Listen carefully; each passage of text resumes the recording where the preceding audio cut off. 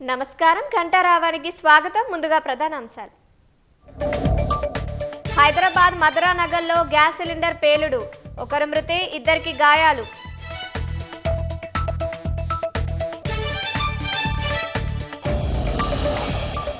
జార్ఖండ్లోని దుమ్కా జిల్లాలో తీవ్ర విషాదం, భార్య ఇద్దరు పిల్లల్ని చంపి భర్త ఆత్మహత్య.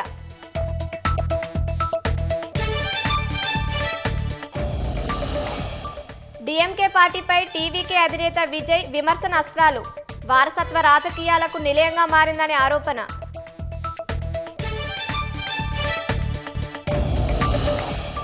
బాబా ప్రపంచమంతా ప్రేమను పంచారన్న ఉపరాష్ట్రపతి, ప్రభుత్వాలు చేయలేని పనులు సాయి ట్రస్ట్ చేసిందన్న రేవంత్ రెడ్డి.